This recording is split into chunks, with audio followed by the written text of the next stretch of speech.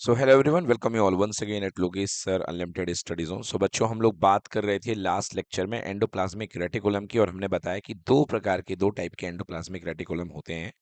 सबसे पहला टाइप है आपके पास में rough endoplasmic reticulum, that is called RER in short, and smooth endoplasmic reticulum.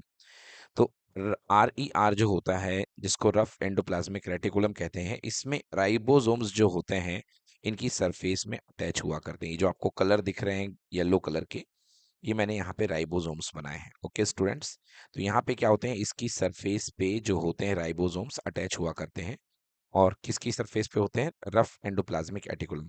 और ये जो इसके प्रोजेक्शंस आपको दिख रहे हैं, ये थोड़े से शार्प होते हैं। ये थोड़े से क्या होते हैं? शार्प होते हैं। अब हम बात करते हैं स्मूथ एंडोप्लाज्मिक रेटिकुलम की। थोड़ा सा फर्क है। स्मूथ को समझिए, मैं आपके सामने बना रहा हूँ स्मूथ एंडोप्लाज्मिक रेटिकुलम। जैसे कि हमने यहाँ पर बनाया स्मूथ एंडोप्लाज्मिक रेटिकुलम कुछ इस तरीके से।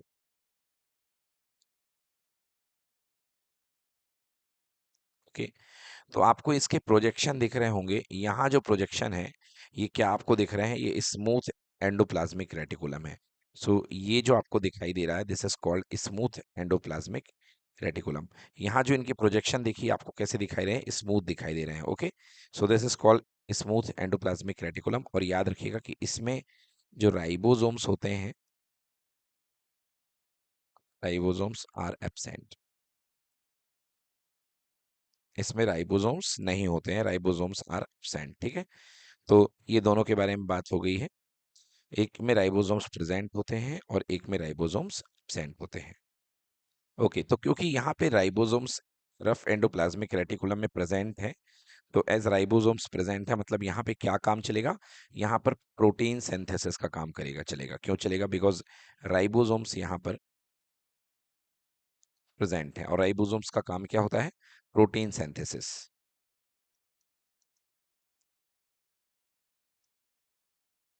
ओके, तो बेटा यहाँ पे प्रोटीन सिंथेसिस का काम चलेगा किसमें? रफ एंडोप्लाज्मिक रेटिकुलम में। और यहाँ पर राइबोसोम प्रेजेंट नहीं हुआ करते हैं। तो यदि मैं SER की बात बताऊं, स्मूथ एंडोप्लाज्मिक रेटिकुलम के फंक्शन बताऊं आपको, तो स्मूथ एंडोप्लाज्मिक रेटिकुलम में लिपिड सिंथेसिस होते हैं। Lipids synthesis. ओके, यहाँ पर लिपिड्स बना करता है। और क्या होता है? डिटॉक्सिफिकेशन ऑफ ड्रग्स जो काम हुआ करता है आपका एस स्मूथ एंडोप्लाज्मिक रेटिकुलम का। इसका दूसरा काम क्या है? ये पहला काम तो मैंने बता दिया आपको कि यहाँ पे लिपिड फॉर्मेशन होता है। Second, detoxification,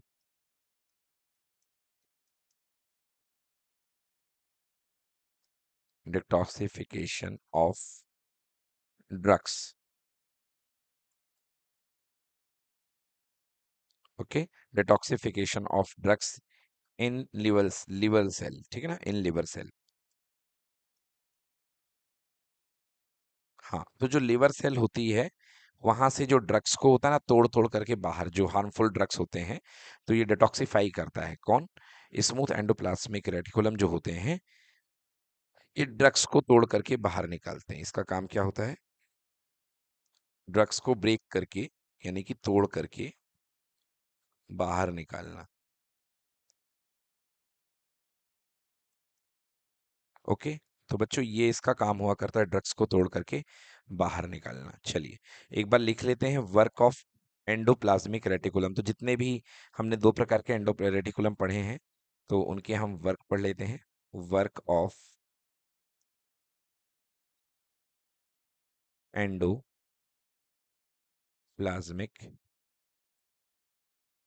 reticulum.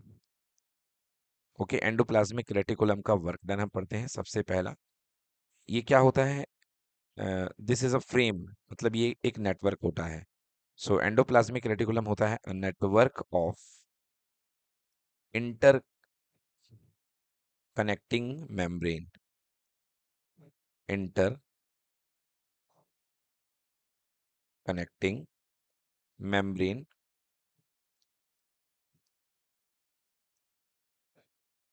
Tube like structure. Tube like structure. तो यहाँ पे इंटरकनेक्टिंग मेम्ब्रेन का एक ट्यूब लाइट स्ट्रक्चर हुआ करता है। और ये क्या करता है, सेकंड इसका काम क्या है, तो अभी आपने देखा है ये ना इंटरकनेक्टिंग मेम्ब्रेन है, मतलब आपस में कनेक्टेड मेम्ब्रेन हुआ करती है, इनका ट्यूब लाइक स्ट्रक्चर ही आपको दिखाई दे रहा है ना, दोनों में ही ट्यूब लाइक स्ट्रक्चर है, इसको ट्यूब लाइक स्ट्रक्चर बोला करते हैं, इंटरकनेक्टिंग मेम्ब्रेन का ट्यूब लाइक स्ट्रक्चर। और ये क्या करता है, give mechanical support to the cell, एक इंपॉर्टेंट लाइन है, इट गिव्स, मतलब जो अपने पास एंडोप्लाज्मिक रेटिकुलम होते हैं, ये क्या करते हैं, give mechanical support to the cell, तो ये सेल को मैकेनिकल सपोर्ट किया करते हैं। And third, it is an it is an interface intercellular intercellular यानी कि सेल के अंदर का ट्रांसपोर्ट सिस्टम,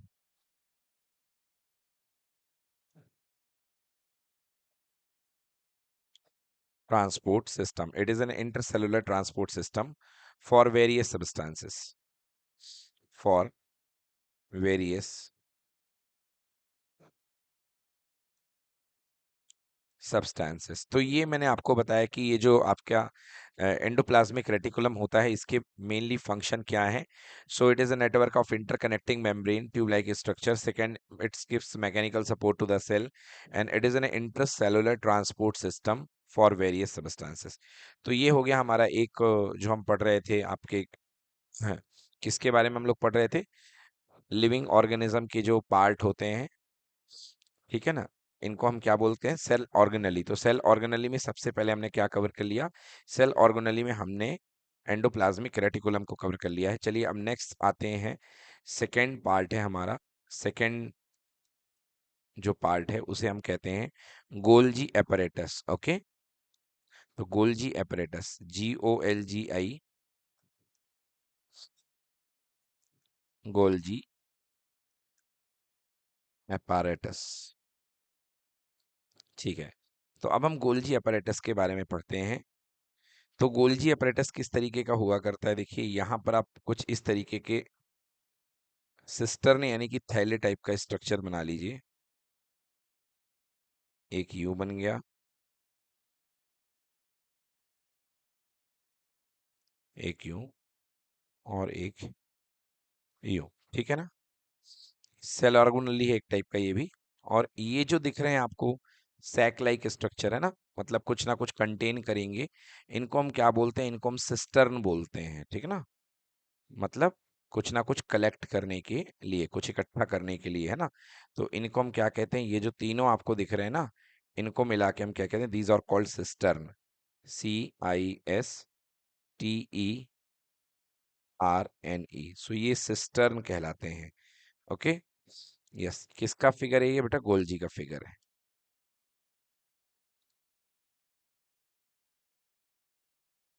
ओके, ठीक है ना। अब इसके बारे में थ्योरी करते हैं इसकी।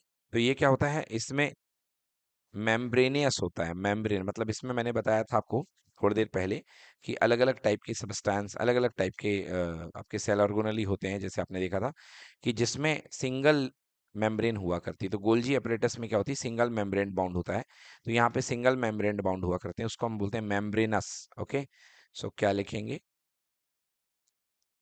डायग्राम ये है हमारे पास में, ठीक है, तो इसको हम क्या लिखेंगे, membranes, MEMBRANAOUS,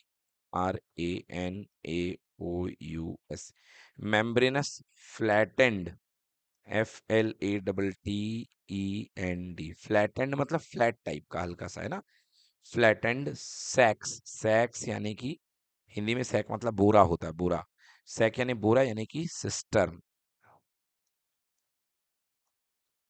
membranes flattened cistern. अब इसका वर्क पढ़ लेते हैं कि ये वर्क क्या करता है ना। तो सेल के अंदर जो चीजें होती है ना, उनको क्या करता है, पहले ट्रांसपोर्ट करता है, ट्रांसपोर्ट करना है, फिर स्टोर करना एंड मॉडिफाई करना, ठीक है ना। तो जो सेल के अंदर के सब्सटेंस होते हैं, सब्सटेंस इनसाइड द सेल। तो जो सब्सटेंस बनते हैं सेल के अंदर, उनको क्या करना? ट्रांसपोर्ट,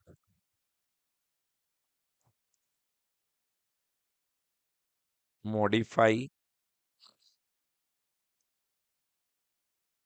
ट्रांसपोर्ट करना, मॉडिफाई करना, एंड स्टोर करना। ट्रांसपोर्ट के बाद स्टोर करना एंड देन मॉडिफाई करना। तो ये तीन काम हुआ करते हैं इस गोल्जी apparatus के अंदर। ठीक है ना? अब आप कहेंगे सर सब्सटेंस कौन से बनते हैं? Substance, okay, SUBS। तो सब्सटेंसेस इनसाइड द सेल, कौन कौन से सब्सटेंसेस बना करते हैं? तो जिन सब्सटेंसेस की हम बात कर रहे हैं वो हैं प्रोटीन एंड लिपिड्स। ठीक है? सो वर्क हो गया यहाँ पर इसमें सेल के अंदर। ठीक है ना?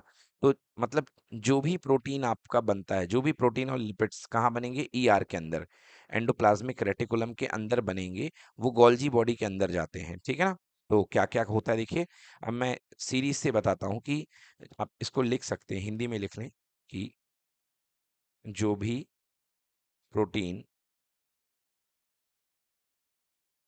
एंड लिपिड्स, ठीक है ना? तो बात किसकी हो रही? प्रोटीन और लिपिड्स की। तो जो भी प्रोटीन और लिपिड्स ER के अंदर, ER यानी एंडोप्लाज्मिक रेटिकुलम के अंदर बनते हैं, के अंदर बनते हैं, ठीक है, वे गोल्जी बॉडी के अंदर जाते हैं। किसके अंदर जाएंगे? गोल्जी बॉडी के अंदर जाते हैं। और गोल्जी बॉडी के अंदर जाकर के क्या होते हैं? देन उसके बाद में ये मॉडिफाई होते हैं। ओके, मॉडिफाई होने के बाद क्या होते हैं? स्टोर होते हैं। देन मॉडिफाई, फिर स्टोर, देन इनकी पैकेजिंग होती है। देन पैकेजिंग, और इसके बाद क्या होते हैं? ट्रांसपोर्ट होते हैं। देन इसके बाद लास्ट स्टेप क्या है? Then transportation. तो गोल्जी बॉडी के अंदर मेनली ये चार काम होते हैं। प्रोटीन और लिपिड्स जो आपके बनते हैं, उनका क्या होता है? नंबर वन, मॉडिफिकेशन होता है। देन उसका स्टोरेज होता है मॉडिफिकेशन के बाद। देन इसके बाद पैकेजिंग होती है, और फोर्थ नंबर के क्या हो जाता है? ट्रांसपोर्टेशन हो जाता है। ठीक है? अब बात करते हैं नेक्स्ट, लाइसोसोम। अगला जो हमारा आ, जो हमारा पार्ट है, ठीक ना, सेल ऑर्गेनेली का, वो क्या है? लाइसोसोम। तो हमने गोल्जी अपरेटस पढ़ लिया, हमने एंडोप्लाज्मिक रेटिकुलम भी पढ़ लिया, अब हम पढ़ने वाले हैं लाइसोसोम। तो ये भी सिंगल सेल, सिंगल मेम्ब्रेन होता है ना? ओनली इसमें एक ही मेम्ब्रेन पाई जाती है। इस हमारे ये जो सेल ऑर्गेनेली है, इसमें भी एक ही मेम्ब्रेन हुआ करती है। तो आइए हेडिंग बनाइए, लाइसोसोम। तो हेडिंग रहेगी लाइसोसोम, LYSOSOMES, लाइसोसोम। लाइसोसोम को सबसे पहले लिखेंगे suicidal bag of the cell. Okay, suicidal bag of the cell. हाँ, तो लाइसोसोम को सुसाइडल बैग जो होती है ना, लाइसोसोम जो होता है उसको सुसाइडल बैग कहा करते हैं। सुसाइडल बैग या suicide bag of the cell, ठीक है ना? ये क्या करता है? ये जो भी डैमेज्ड सेल होती हैं उसको मार देता है। Okay, killed the damaged cell. Okay, तो इसका एक काम होता है डैमेज सेल को मार देना। ठीक है? यस। क्या कंटेन करता है lysosome? So it contain digestive enzyme. Lysosome contains, lysosome contains digestive enzyme with in it. Okay, तो ये अपने अंदर डाइजेस्टिव एंजाइम रखा करते हैं। ठीक, अब स्ट्रक्चर की बात कर लेते हैं। तो स्ट्रक्चर इसके कैसे हुआ करते हैं? टीनी यानी कि छोटे, spherical, spherical sac like structure,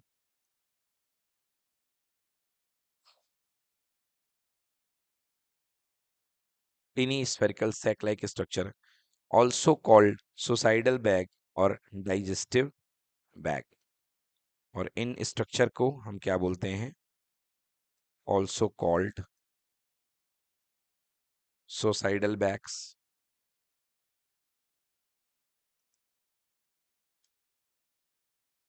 suicidal bag और डाइजेस्टिव बैग। तो इनको सुसाइडल बैग या हम डाइजेस्टिव बैग कहा करते हैं। एक और क्या काम होता है इसका भी हमने बता दिया कि ये डाइजेस्ट करते हैं या किल करते हैं। डाइजेस्ट डेड और डैमेज्ड सेल। ये डेड या डैमेज सेल को क्या करते हैं? डाइजेस्ट कर देते हैं। साथ ही साथ ऑर्गेनिक सब्सटेंस को भी ये डाइजेस्ट कर देते हैं। And organic substances,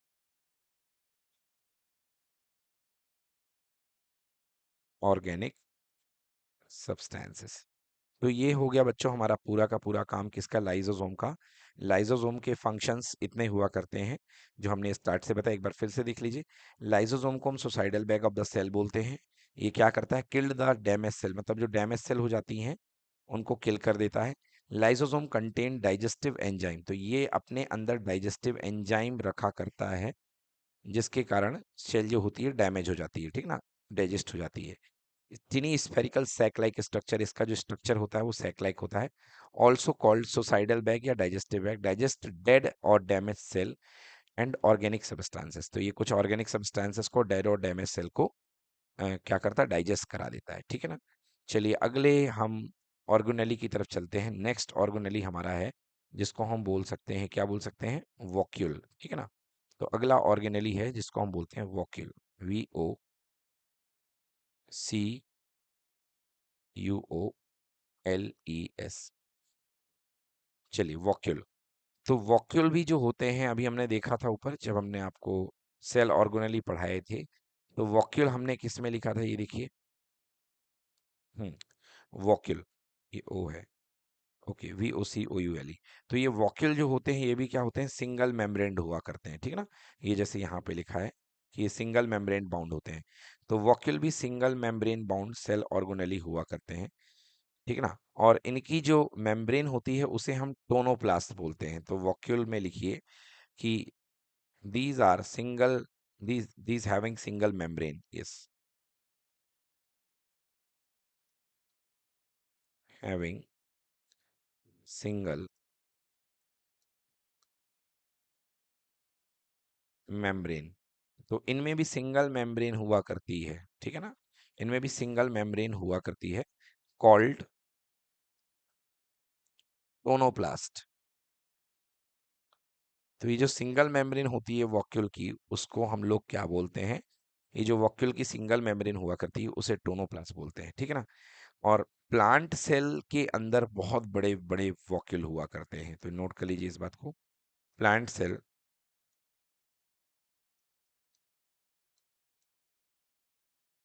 plant cell have big big vacuole, yes.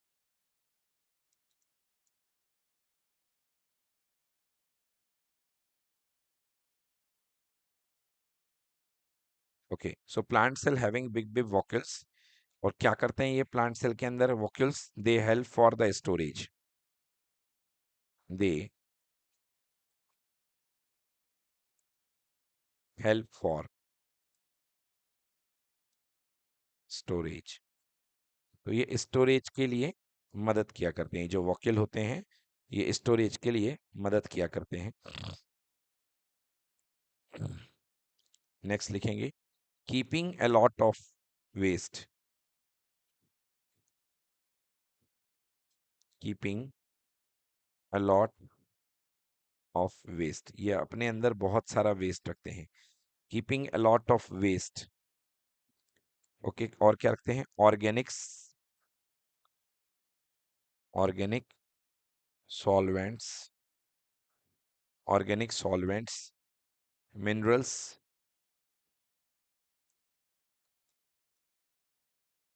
Minerals are stored.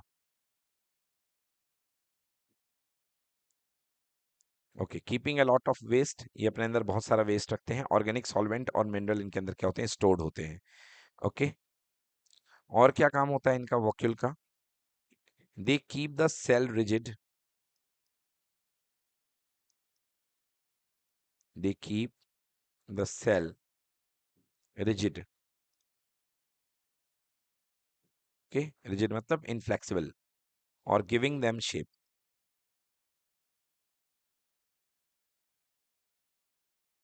Giving them shape.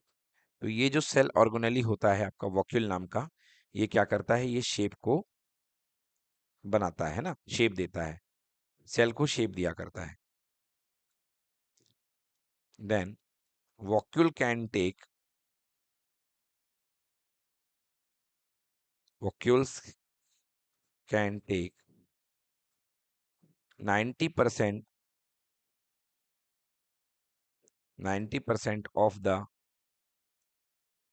cell volume, cell volume in plant।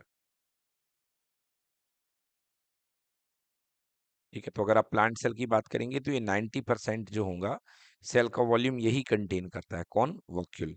ठीक है ना। अब बात कर लेते हैं एनिमल्स की।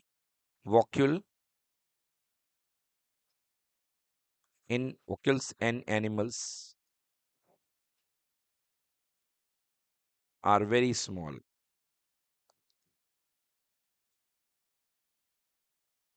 एनिमल्स में जो वॉक्यूल होते हैं बहुत छोटे होते हैं, और सम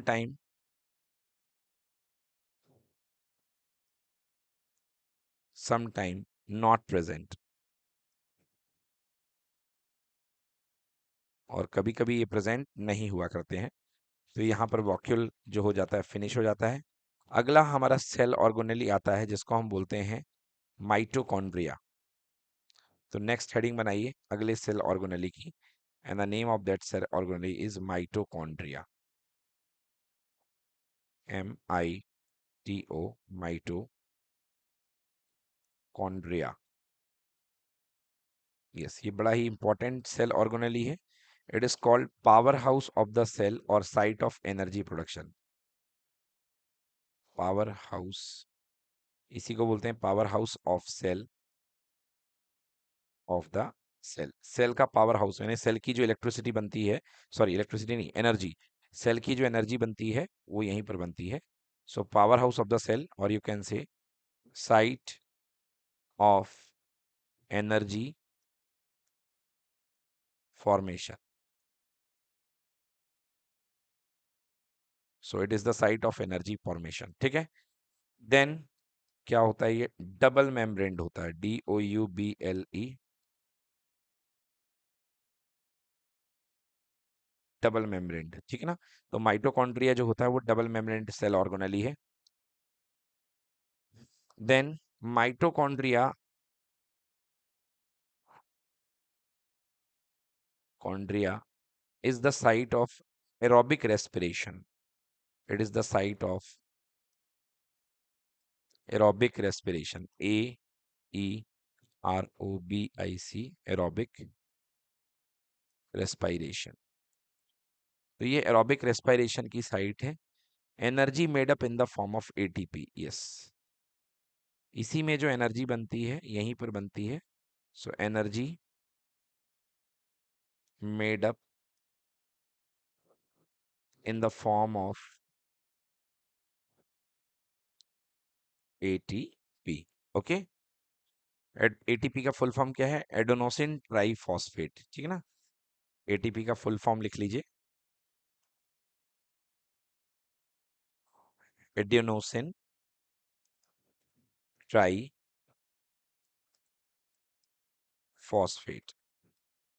तो इस मॉलिक्यूल की फॉर्म में यहाँ पे एनर्जी निकलती है जिसको हम ATP बोलते हैं, एडेनोसिन ट्राइफॉस्फेट। क्लियर।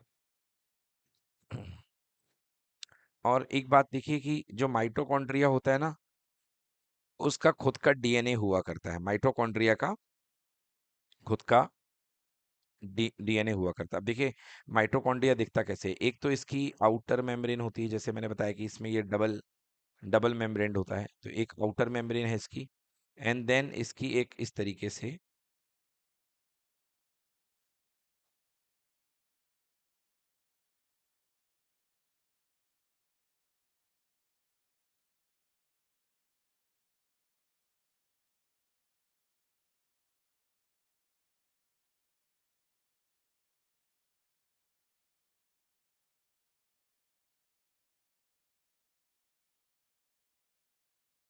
ये देखिए, तो ये आपका माइटोकॉन्ड्रिया बन चुका है। अब माइटोकॉन्ड्रिया का यहाँ पर खुद का डीएनए हुआ करता है।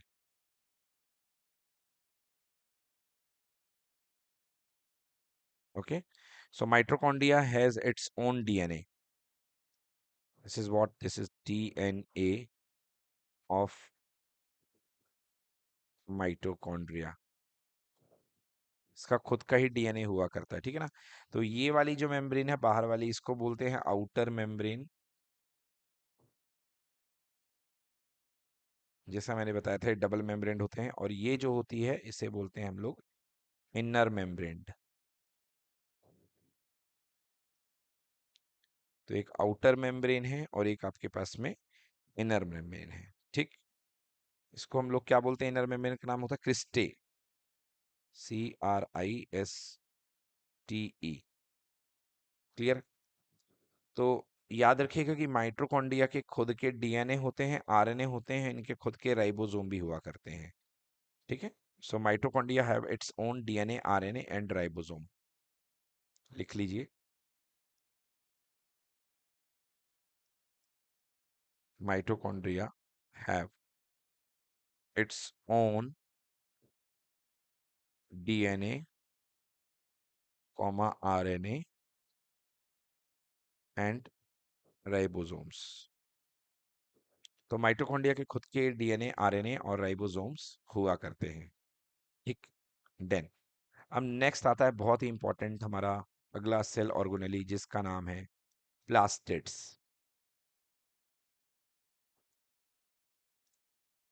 प्लास्टिड्स, तो नेक्स्ट हमारे सेल ऑर्गेनेली है प्लास्टिड्स। प्लास्टिड्स जो होते हैं क्या होते हैं? ये प्लांट सेल में पाए जाते हैं। तो नंबर वन, ये एनिमल सेल में नहीं मिलेंगे, okay. Present in plant cell only, presented inside plant cell, in plant cell, ठीक है ना। और ये क्या करते हैं? They provide colour, colour colour provide करते, they provide colour to the cell, cell, हाँ।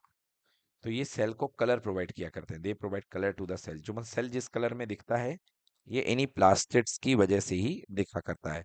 अब प्लास्टिड्स कई प्रकार के होते हैं, आइए देख लेते हैं प्लास्टिड्स। तो यहाँ पे हम प्लास्टिड्स के टाइप को डिस्कशन करेंगे।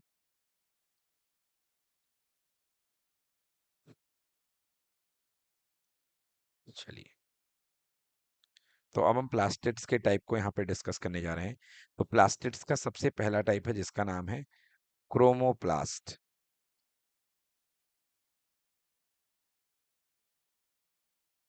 तो प्लास्टिड का सबसे पहला टाइप है क्रोमोप्लास्ट। प्लास्टिड का दूसरा टाइप है जिसको हम बोलते हैं ल्यूकोप्लास्ट, LEUCOPLAST। तो सेकेंड टाइप ऑफ प्लास्टिड हो गया आपका leucoplast, and third type of plastid है जिसको हम बोलते हैं क्लोरोप्लास्ट। क्लोरोप्लास्ट का आपने नाम सुना होगा, साइट ऑफ फोटोसिंथेसिस, ठीक है ना। ये हो गई क्लोरोप्लास्ट, ठीक है। अब तीन के इनके सबके हम अलग अलग फंक्शन देखेंगे कि ये करते क्या है। तो सबसे पहले हम बात करते हैं क्रोमोप्लास्ट की। तो क्रोमो का मतलब क्या होता है? कलर। तो ये क्या करता है? ये कलर्ड प्लास्टिक होता है इन फ्लावर, ठीक है ना। हाँ, अदर देन ग्रीन मतलब ग्रीन को छोड़ करके जहां भी कलर आपको दिखाई देता है मतलब वहां पर क्रोमोप्लास्ट प्लास्टिड प्रेजेंट है। फ्लावर्स में तो रहता है कलर्ड, COLUREDL, एक मिनट,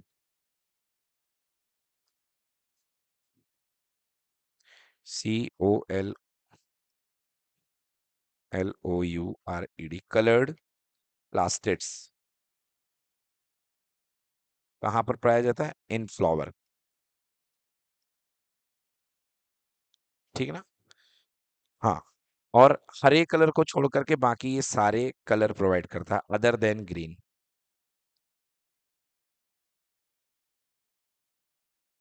हम्म, ठीक है ना? कहीं पर ग्रीन कलर है तो इसका मतलब समझ जाइए वहां पे क्लोरोप्लास्ट है। बाकी जगह और जो कलर है ना, अदर देन ग्रीन मतलब कि provide colour other than green. It provides, ये जो प्लास्टिड होता है अपना chromoplast, it provides the colour other than green. तो ग्रीन कलर को छोड़ करके और जितने भी कलर होते हैं यही क्रोमोप्लास्ट ही प्रोवाइड करता है, ठीक है ना? अब अगला क्या है? ल्यूकोप्लास्ट का मैं बता दूं आपको। ल्यूकोप्लास्ट जो होता है ये कलरलेस प्लास्टिड हुआ करता है, COLOUR, कलरलेस प्लास्टिड्स। तो ये कलरलेस प्लास्टिड हुआ करता है, किसके काम में आता है? फूड बनाने के काम में, synthesise and storage of food. खाना बनाता है और उसको स्टोर करता है, synthesise and storage of food. तो खाना बनाना और उसको स्टोर करने का काम किसका होता है? यहाँ पे ल्यूकोप्लास्ट का होता है। देन बात करते हैं लास्ट हमारा प्लास्टिड जो कि क्लोरोप्लास्ट है। तो क्लोरोप्लास्ट जो होता है वो ग्रीन कलर का प्लास्टिड हुआ करता है, ग्रीन प्लास्टिड्स। ओके, सो ये ग्रीन कलर का प्लास्टिड होता है। और ये ग्रीन क्यों होता है? क्योंकि ये जो प्लास्टिड होता है ये क्लोरोफिल के पिगमेंट को कंटेन करता है। This plastids containing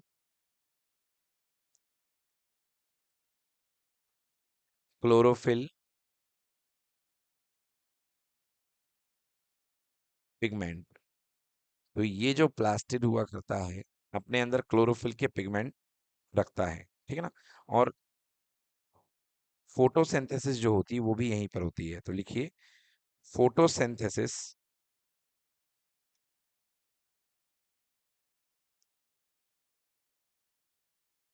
photosynthesis takes place,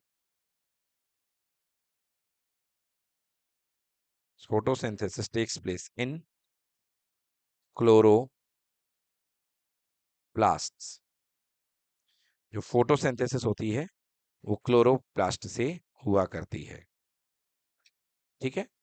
और जो ग्रीन कलर होता है पहले ही बता दिया आपको कि ग्रीन प्लास्टिड हुआ करता है, तो green colour is because of this plastids. Okay, so green colour के लिए कौन सा रिस्पॉन्सिबल है प्लास्टिड? कौन सा बताइए? Chloroplast. Okay, so green colour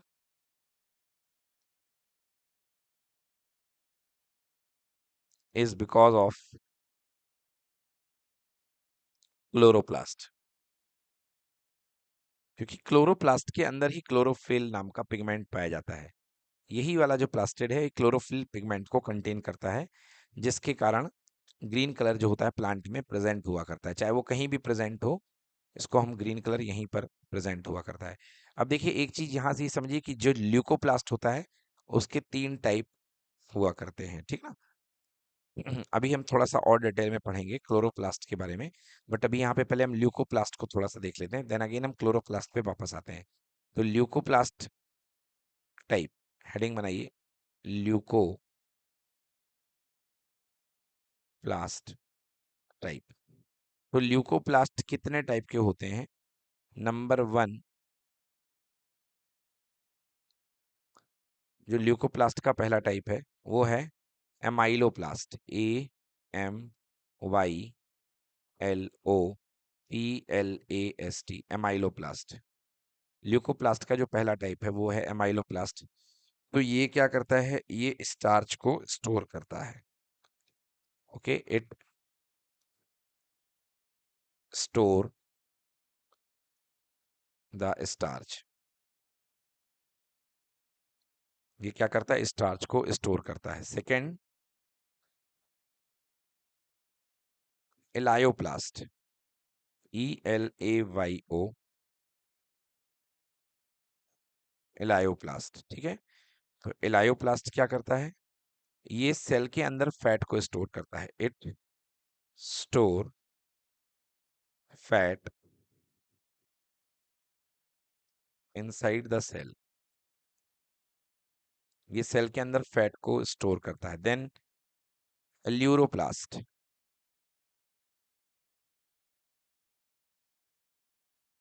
aleuroplast, तो एल्यूरोप्लास्ट का क्या काम है, ये प्रोटीन को स्टोर करता है। It store protein. तो हमने तीन प्रकार के आपको यहाँ पे जो ल्यूकोप्लास्ट बताए। नंबर वन एमाइलोप्लास्ट, तो इट स्टोर स्टार्च, ये स्टार्च को स्टोर करता है शेल के अंदर।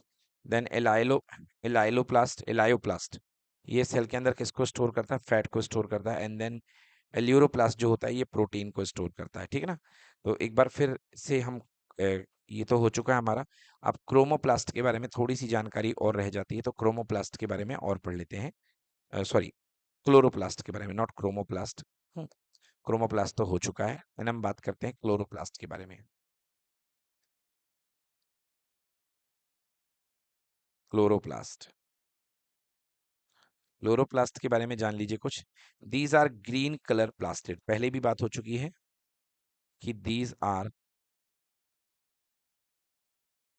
Green colour plastids. तो ये ग्रीन कलर के प्लास्टिड हुआ करते हैं।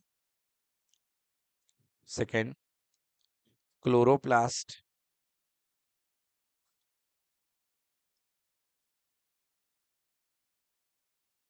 Chloroplast is involved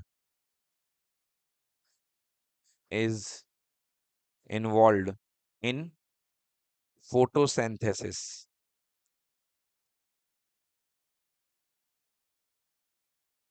It is involved in photosynthesis, thereby help in synthesis of food.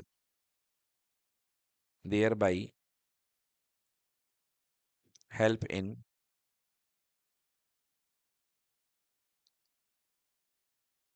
synthesis of food.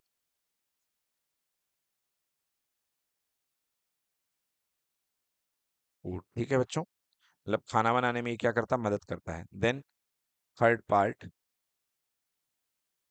imparts green color to various part of cell. Yes, imparts green color to various parts of cell. मतलब cell के जो अलग अलग part हुआ करते हैं, उनको जो ग्रीन कलर देने का काम कौन करता है, ये आपका क्लोरोप्लास्ट करता है। ठीक है ना, एंड इसका और फंक्शन लिखेंगे, मेंटेन्स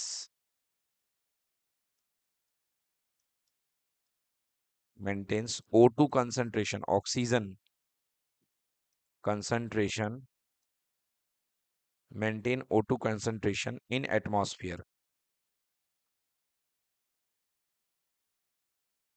क्या करेगा ये, एटमॉस्फेयर में ऑक्सीजन की कंसंट्रेशन को मेंटेन रखते हैं, कौन, क्लोरोप्लास्ट। ठीक है, और इसमें भी याद रखिएगा, जैसे आपने अभी देखा था कि माइटोकॉन्ड्रिया में खुद का डीएनए, खुद का आरएनए और खुद का ही राइबोसोम प्रेजेंट थे, तो क्लोरोप्लास्ट में भी खुद का डीएनए, खुद का आरएनए और खुद के राइबोसोम्स प्रेजेंट होते हैं। Okay, it contains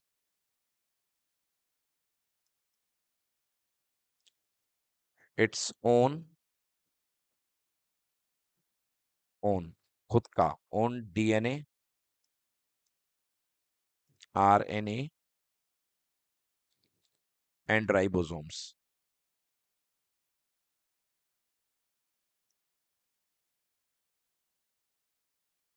okay, it contains its own DNA, RNA and ribosome.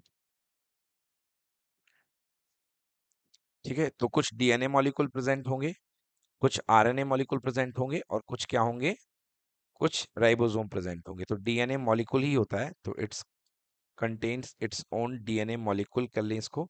RNA भी मॉलिक्यूल होता है, so it contains its own RNA molecule and its own ribosome. ठीक है, तो यहाँ पर ये चीज पूरी हो जाती है क्लोरोप्लास्ट के बारे में। तो जितने भी हमारे पास में प्लास्टिड हुआ करते हैं, जैसा कि हमने आपको बताया 3 टाइप के प्लास्टिड होते हैं। One is chromoplast, second is leucoplast and third is chloroplast. तो 3 प्रकार के प्लास्टिड हमारे यहाँ पे पूरे हो जाते हैं। एंड देन अब हमारे पास में आता है राइबोसोम्स। तो आइए राइबोसोम्स को स्टडी करते हैं कि राइबोसोम्स क्या होते हैं। तो हेडिंग बना लेंगे ribosomes.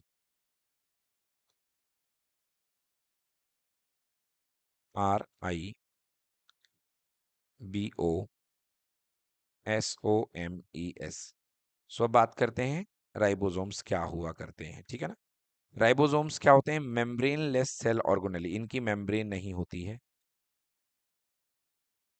Membrane less cell organelle. Okay, तो ये हो गया मेम्ब्रेन लेस सेल ऑर्गेनलीज होते हैं। और सबसे जरूरी इनका काम होता है क्या, involve in synthesise of protein, protein बनाने में इन्वॉल्व होते हैं। Involve in synthesis of protein. तो प्रोटीन बनाने में ये इन्वॉल्व हुआ करते हैं, involve in synthesis of protein. और किस में होते हैं ये, presented in both prokaryotic and eukaryotic cell. तो एक ही ऐसा सेल ऑर्गेनेली होता है जो दोनों में प्रेजेंट होता है, present in both prokaryotic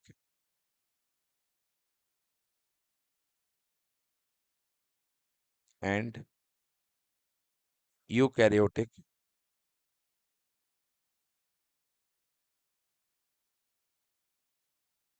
cell. So ये जो राइबोसोम होता है दोनों टाइप के, प्रोकैरियोटिक यूकैरियोटिक, दोनों में ही प्रेजेंट होता है, ठीक है ना। अब they called protein factory, yes, ribosome को क्या बोलते हैं, प्रोटीन फैक्ट्री।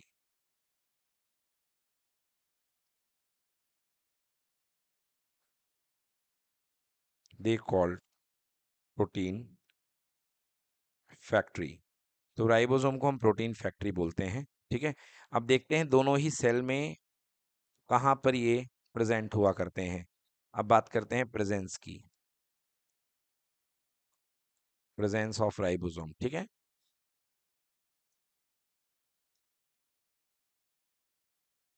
तो प्रेजेंस ऑफ राइबोसोम में हमारे पास में 2 टाइप के सेल हैं, जैसा हमने आपको पढ़ाया है शुरू से। एक है प्रोकैरियोटिक और दूसरा है यूकैरियोटिक।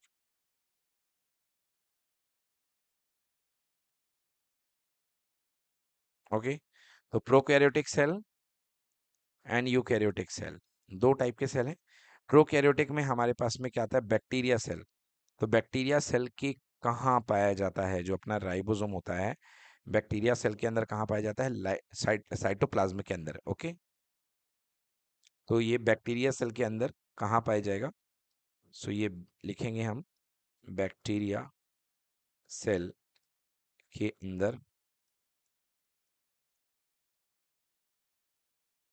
और साइटोप्लाज्म के अंदर,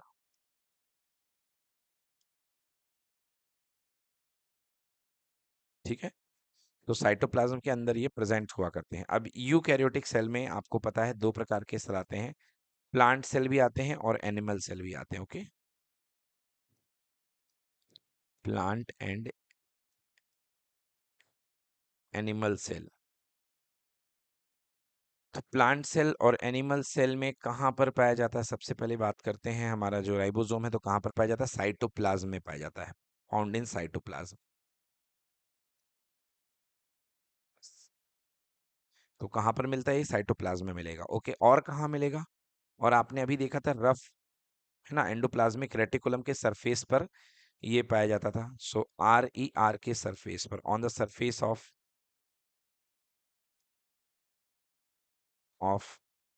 आर ई आर, तो आर ई आर के सरफेस पे पाया जाता है।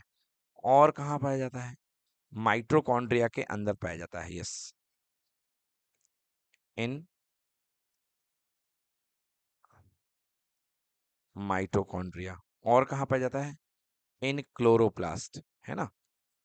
अपन ने देखा था क्लोरोप्लास्ट के अंदर भी ये मिलता है। अभी देखा था हम लोगों ने, इसका क्लोरोप्लास्ट का खुद का ही डीएनए होता है, खुद का ही आरएनए मॉलिक्यूल होता है, खुद का राइबोसोम होता है। तो ये क्लोरोप्लास्ट के अंदर भी होता है। तो तीन जगह, चार जगह मिल गई। एक तो हमको साइटोप्लाज्म मिल गया, एक आरईआर के ऊपर रहता है, एक माइटोकॉन्ड्रिया के अंदर, और इन क्लोरोप्लास्ट, क्लोरोप्लास्ट। तो ये वो जगह हैं जिनके अंदर आपका जो है पाया जाएगा, राइबोसोम आपको मिलेगा। ठीक है।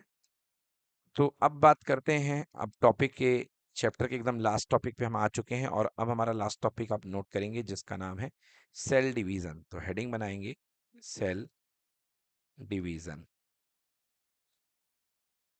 Cell division. So what is cell division? The process by which new cell are made is called cell division. The process by which new cells are made is called cell division. तो नई cell बनने की process को हम क्या बोलते हैं? Cell division बोलते हैं। अब सेल डिवीजन में दो टाइप के सेल डिवीजन हुआ करते हैं। तो सेल डिवीजन जो होता है आपको टू टाइप को देखने को मिलेगा। ठीक है।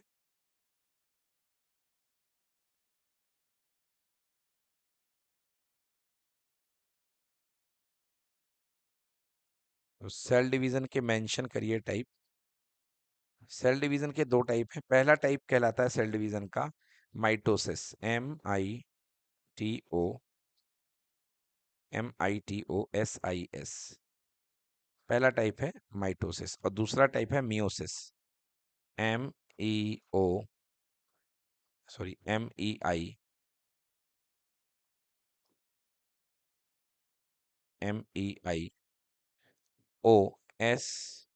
MEIOSIS, meiosis. तो माइटोसिस में क्या होता है? माइटोसिस में होता है equatorial division. This is called equatorial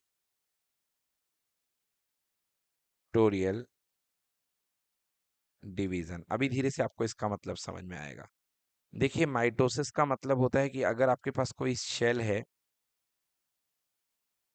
और इस सेल के अंदर 12 क्रोमोसोम है। ओके, इस सेल के अंदर 12 क्रोमोसोम है। तो जब इसका सेल डिवीजन होगा तो इससे दो नए सेल बनेंगे, और इसके अंदर भी जो डॉटर सेल बन रही है उसके अंदर भी 12 क्रोमोसोम होंगे, और इस डॉटर सेल के अंदर भी 12 क्रोमोसोम होंगे। समझ में आ गया? मतलब number of chromosome will be remain same after sale division. Yes. तो इक्वेटोरियल डिवीजन में the number of chromosomes will be remains same after cell division. Okay. तो सेल डिवीजन के बाद भी नंबर ऑफ क्रोमोसोम जो होंगे वो सेम होंगे। देन नेक्स्ट बात करते हैं मियोसिस की। तो मियोसिस में आपके पास में जैसे कि 12 क्रोमोसोम है। ओके। तो यहां पर जो होंगे क्या हो जाएंगे? मियोसिस में सबसे पहले 4 डॉटर न्यूक्लियाई बनेंगे। 1, 2, 3, 4। तो यहाँ 4 नए सेल बने हैं। ओके। और इनके अंदर जो क्रोमोसोम बनेंगे जस्ट इसके हाफ बनेंगे। तो 6 इसके अंदर होंगे, 6 इसके अंदर, 6 इसके अंदर, 6 इसके अंदर। ओके। तो क्या हो जाएगा, मतलब इसके अंदर जो नए 4 सेल बनेंगे उनको सबको हाफ क्रोमोसोम मिलेंगे, मतलब कि new 4 cells will get half of the chromosome। ठीक है ना। तो जो नए सेल बनेंगे वो हाफ ऑफ द क्रोमोसोम आपको अटेन करेंगे, प्राप्त करेंगे। ठीक है ना। इनको छः क्रोमोसोम मिल रहे हैं, मतलब जस्ट हाफ मिल रहे हैं। अब चलिए एक डिटेल्ड यहाँ पे हमारे पास में डिटेल्ड यहाँ पे हम डिफरेंस कर लेते हैं। ऐसे एक लाइन बना लीजिए आप लोग।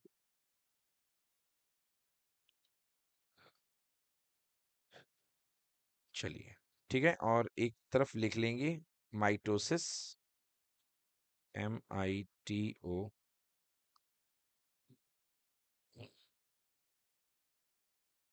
SIS, और इधर पे क्या है, मियोसिस, MEIOSIS। तो दो प्रकार के सेल डिवीजन है, माइटोसिस एंड मियोसिस। अच्छा, ये जो सेल डिवीजन हमने बताया था, एक तो पहला था इक्वेटोरियल, और इसको बोलते हैं रिडक्शनल सेल डिवीजन, क्योंकि रिडक्शन हो गया मतलब कम कम हो गए हैं, तो ये कहलाता है रिडक्शनल सेल डिवीजन। ठीक है। चलिए आइए डिफरेंस पढ़ते हैं। तो माइटोसिस में सबसे पहला डिफरेंस है, it is an equatorial division. Yes, तो it is an equatorial division. तो ये किस टाइप का डिवीजन है, इक्वेटोरियल डिवीजन है। और दूसरा क्या है यहाँ पे, फर्स्ट पॉइंट क्या बनेगा, it is an it is a reductional division. यहाँ पे रिडक्शन हो जाता है तो उसको हम रिडक्शनल डिवीजन बोलते हैं। Second point, two daughter cell are formed. यहाँ पे दो डॉटर सेल बनेगी, जैसा कि आपने देखा अभी ऊपर, दो डॉटर सेल बनती है और दोनों में सेम क्रोमोसोम होते हैं। तो two daughter cell are formed. ठीक है। तो यहाँ पे दो डॉटर सेल बनेगी, और इधर पे क्या आएगा, four daughter cells are formed. Four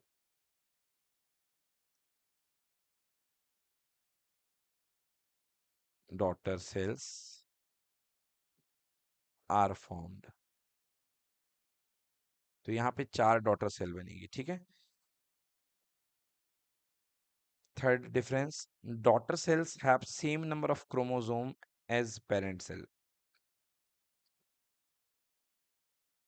daughter cells have same number of chromosome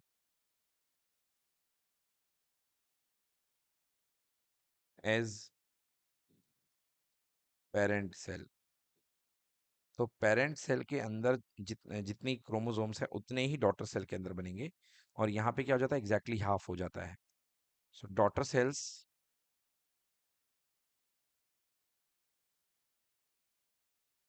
have half the number of chromosome, half the number of chromosome as the parent cell, as the parent cell। तो parent cell की half of the chromosome इसके अंदर आपको मिलेंगी। ठीक है। Fourth part, fourth part में देखिए माइटोसिस में क्या होता है, माइटोसिस कब होता है, it helps in growth, it helps in growth and repair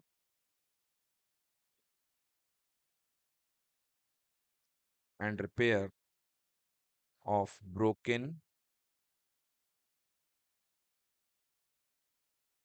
और इंजर्ड टिश्यूज। ठीक है ना। तो माइटोसिस जो होता है, it helps in growth and repair of broken और इंजर्ड टिश्यूज। फोर्थ पार्ट यहाँ पे लिखेंगे, it is responsible for the production of gametes.